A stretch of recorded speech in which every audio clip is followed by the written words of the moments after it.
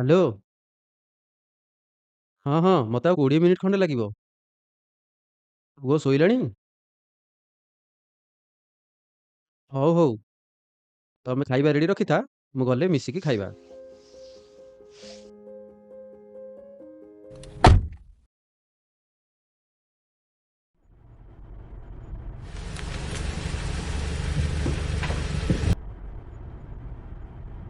भाई भाई भाई भाई भाई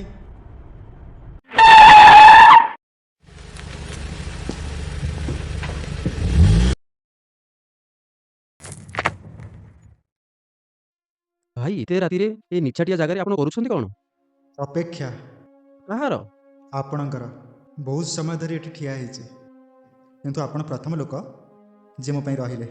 ଏଥିରୁ ଜଣାପଡ଼ୁଛି ଆପଣ ଜଣେ ଅତ୍ୟନ୍ତ ହୃଦୟବାନ ଲୋକ। Anyway, thank you.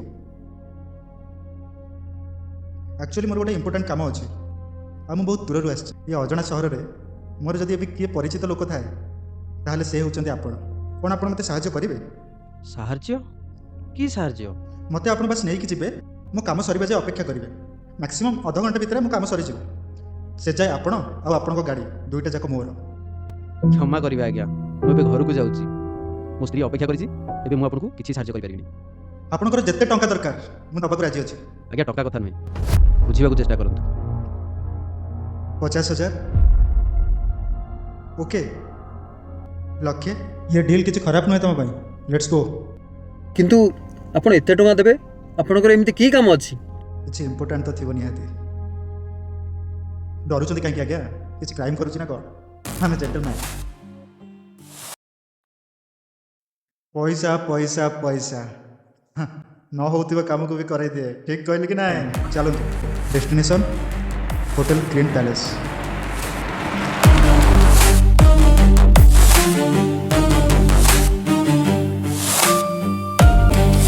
ଆଚ୍ଛା, ଆପଣଙ୍କ ନାଁଟା କ'ଣ? ମୋ ନାଁ ରାକେଶ। ଆଚ୍ଛା ରାକେଶ ବାବୁ, ଆପଣଙ୍କ ଘରେ ଆଉ କିଏ କିଏ ସମସ୍ତେ ଅଛନ୍ତି? ମୋର ଛୋଟ ପରିବାରଟିଏ, ମୋ ସ୍ତ୍ରୀ ଆଉ ମୋର ଗୋଟେ ଛୋଟ ପୁଅ ଅଛି। Wow, great. ଆଉ ଆପଣଙ୍କ ନାଁ? ମୋ ନାଁ ଶ୍ରୀରାମ ପଣ୍ଡା। ଆପଣ ମୋତେ ରାମ ବୋଲି ଡାକିପାରିବେ।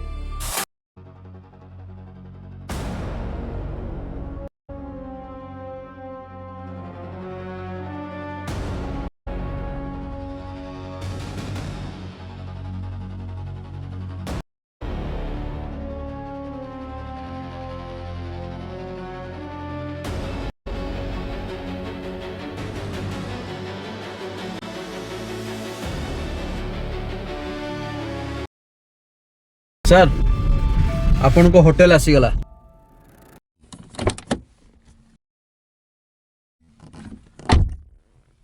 15-20 ମିନିଟ୍ ଭିତରେ ମୁଁ ଆସିଯିବି, ଅପେକ୍ଷା କରିଥିବ।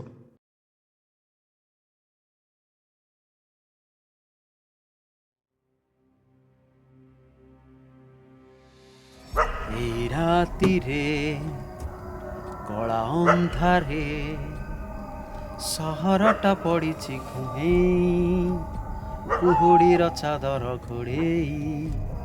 এই ରାତିରେ କଳା ଅନ୍ଧାରେ।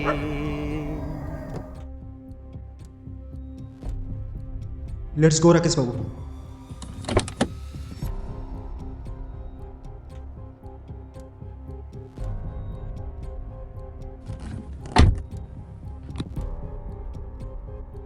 ଆଚ୍ଛା ରାକେଶ ବାବୁ, ଗୋଟେ ବଢ଼ିଆ ଜାଗାଟା ଦେଖିକି ରଖ, ଭାରି ଭୋକ ଲାଗିଲାଣି।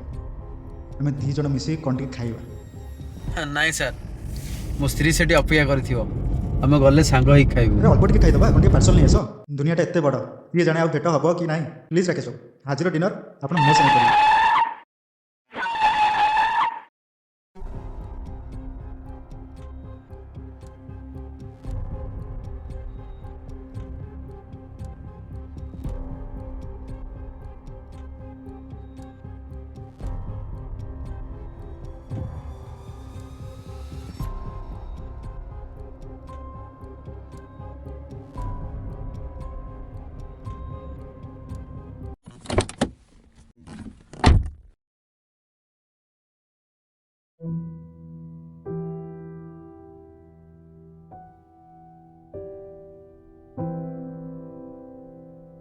ଏ ନିସ୍ତବ୍ଧ ରାତିରେ ସହରଟା କେତେ ସୁନ୍ଦର ଲାଗୁଛି ନା?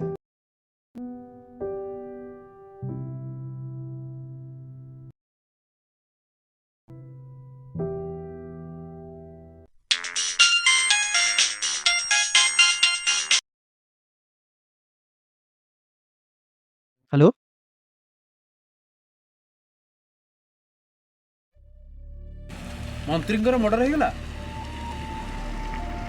କେତେବେଳେ? ଏ ଅଧଘଣ୍ଟା ପୂର୍ବରୁ। କୋଉଠି? Hotel green palace. Oh my ଗଡ୍।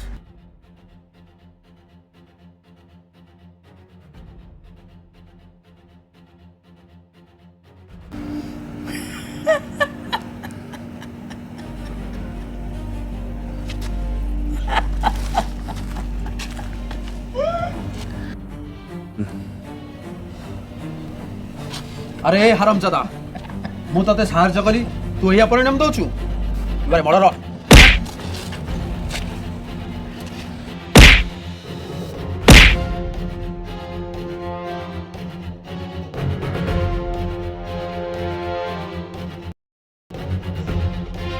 ବାସ୍ ବହୁତ ହେଇଗଲା।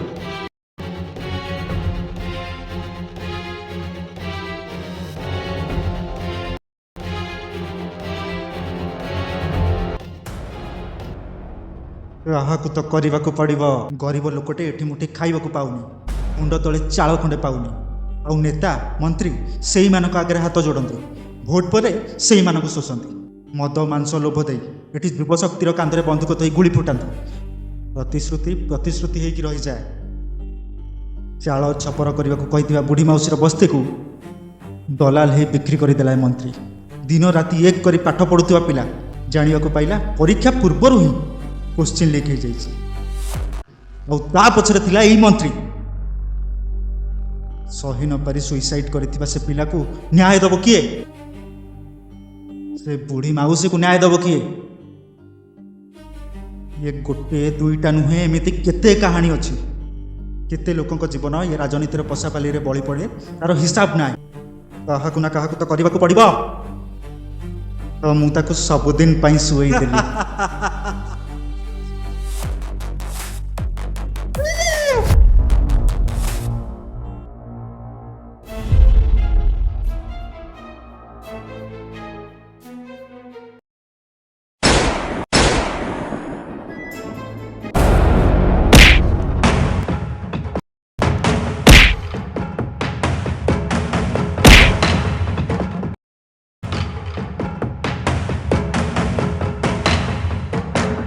ତୁ ବି ତ ମୋ ଭଳିଆ ହେଇଗଲୁ।